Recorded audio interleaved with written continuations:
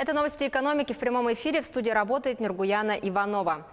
«Газпром» завершает пусконаладочные работы на основных объектах обустройства Чиндинского месторождения в рамках подготовки к первым трубопроводным поставкам газа в Китай по газопроводу «Сила Сибири».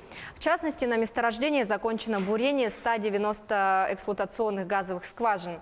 На Кавыктинском месторождении, газ которого поступит в «Силу Сибири» в начале 2023 года, идет эксплуатационное бурение. Как сообщалось ранее, запуск газопровода ожидается 2 декабря. Объем валового регионального продукта республики увеличится на 2,5–3% благодаря строительству автодорожного моста через реку Лену. Якутия рассчитывает реализовать главные проекты в сырьевых и несырьевых отраслях. Объем инвестиций в несырьевые проекты может составить около 200 миллиардов рублей. Отметим, что по итогам 2018 года ВРП региона впервые превысил 1 триллион рублей. Рост экономики составил 5%. Компания «Алроса» вошла в десятку лучших работодателей страны по версии российского Forbes. На первом месте рейтинга оказалась компания «Норильский никель». На втором месте крупнейшая российская золотодобывающая компания «Полюс». Отметим, что предприятие «Полюс» расположено в Красноярском крае, Иркутской и Магаданской областях, а также в Якутии. Замыкает тройку лидеров «Газпромбанк». В первую десятку рейтинга помимо «Алроса» вошли также компании «Яндекс», «Газпром», Банк ВТБ и Сбербанк. Как показало исследование, от работодателей россияне ждут высокий уровень заработной платы, расширенный социальный пакет, комфортные условия труда, а также возможности для обучения и переобучения. И в продолжении темы «Алроса» выставила на продажу административное здание в центре Москвы.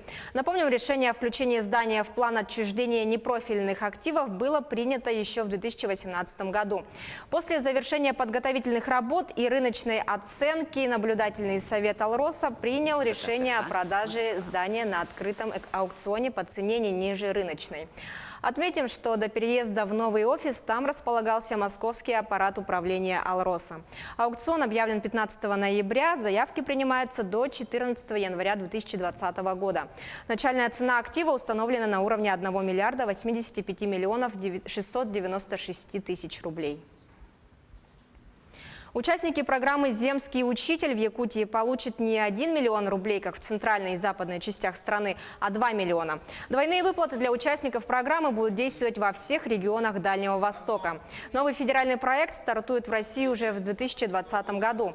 Как сообщили в региональном Минобрнауки, приоритет по вакансиям будет сделан на труднодоступные арктические районы. Для получения выплаты преподавателям необходимо 5 лет проработать в сельской местности по той вакансии, которая будет выбрана. Жители 9 районов Якутии, пострадавших в 2018 году от весеннего паводка, получат более 54 миллионов рублей. Средства будут выделены до конца 2019 года.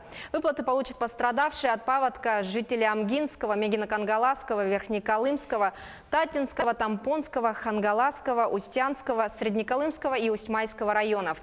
Напомним, во время паводка весной 2018 года в Якутии ввели режим ЧС федерального уровня. Всего из резервного фонда на оказание помощи пострадавшим гражданам в 2018 году было направлено более 247 миллионов рублей и свыше 78 миллионов рублей из средств государственного бюджета Якутии. Комплекс «Саюри» планирует строительство третьего блока теплиц площадью 2 гектара. Отметим, что в настоящее время в тепличном комплексе выращивают огурцы, томаты и зелень. Свежие овощи поставляются в детские и дошкольные образовательные учреждения и имеются в свободной продаже в магазинах Якутска. Что касается других резидентов второиндустриальный парк Кангаласы, то в ювелирно-гранильном кластере CBM создается производственная площадка полного цикла по выпуску ювелирных изделий. В настоящее время здесь устанавливается оборудование для гранильного производства, а также полным ходом идет подготовка к предстоящему вводу в эксплуатацию. Это были все новости экономики к этому часу.